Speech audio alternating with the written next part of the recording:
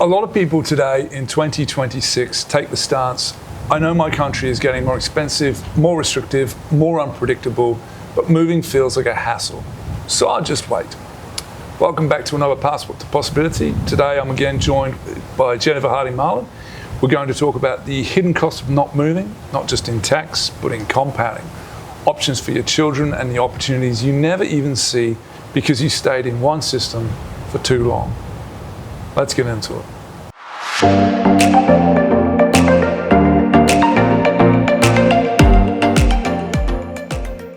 Jennifer, when you look at clients who put off action for years, how is the hidden cost of not moving reflected in their real lives?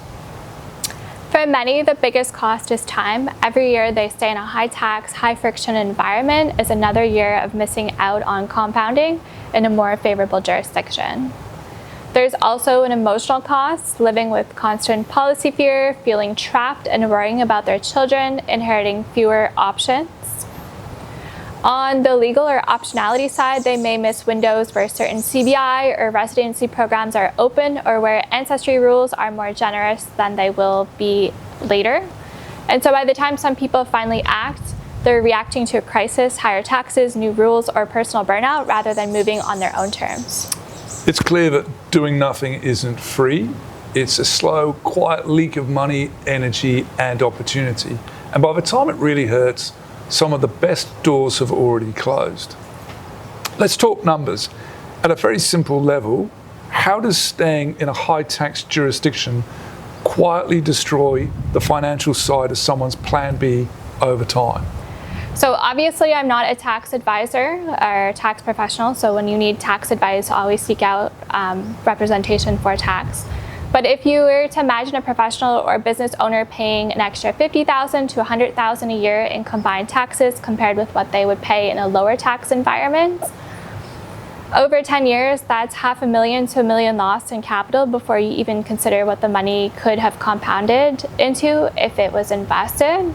And so that same capital could easily fund a Caribbean citizenship by investment or a European residency and a meaningful investments in lower tax bases that grows their net worth instead of feeding a system they no longer believe in.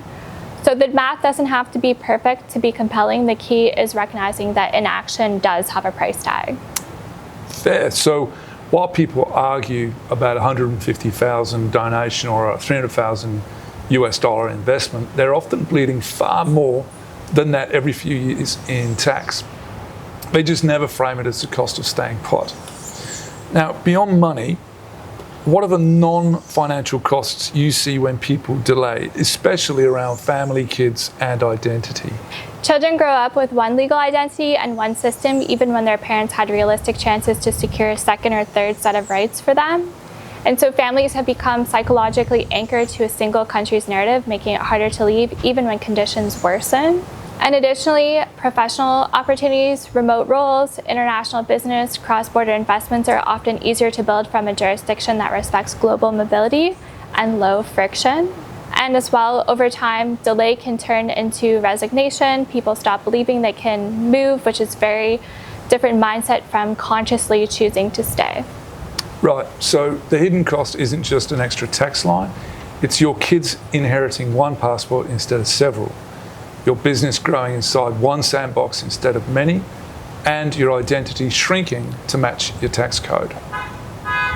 For someone watching this during tax season, feeling the pain but not sure where to start, what are the first practical steps that don't require them to jump on a plane tomorrow? First, get clarity on your current reality, what you actually pay, what you own, and what your country's rules and laws are on dual citizenship, residency, and exit implications. Second, map out your potential pathways, whether that's citizenship by investment, citizenship by descent, and residency options instead of fixating on a single country name. And third, start assembling the documents and advice you need if you chose to move, whether that's seeking out tax advice, legal guidance, and a realistic budget, and seek out qualified professionals. And finally, set a timeline. Even if you're not ready to move this year, decide what you want in 3 to 5 years so your decision today lines up with your future. Right, you don't have to become a nomad or relocate overnight, but you do have to stop telling yourself that someday is a strategy. A clear inventory, a map of options, and a rough timeline are enough to prevent vague discomfort into real plan. How does second citizenship and CBI fit into this? Where do they help with the hidden cost problem, and where don't they?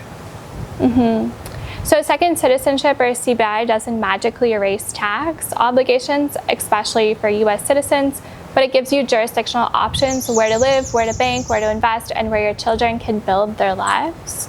It can also reduce future friction, for example, making it easier to leave one system if rules become intolerable and laws become intolerable. And the real benefit is strategic. Pairing a second citizenship with a thoughtful tax residency plan lets you redirect more of your lifetime earnings into building assets instead of feeding a single government's fiscal experiments. So CBI is a tool, not a silver bullet. It works best as part of a broader plan that includes proper tax advice, lifestyle choices, and a clear sense of what enough looks like for your family. Second citizenship doesn't solve everything, but it changes the playing field. The hidden cost of not moving is staying exposed to one system forever. A well-chosen passport or residency doesn't just cut a tax bill, it opens exits that may matter far more in 10 or 20 years than they do today. If this resonated with you, treat this coming tax season as more than just another costly check. Treat it as feedback on whether you're happy funding one system for the rest of your life. In our next video, we're going to take a look at the bigger picture, the so-called war on success, from wealth taxes to unrealized capital gains, and what high-earning professionals and business owners can realistically do about it. If that's on your mind, hit subscribe and turn on notifications so you don't miss it. Thanks for watching, and we'll see you on the next Passport to Possibility. Thank you so much, Kevin. Thanks, Jen. Thank you.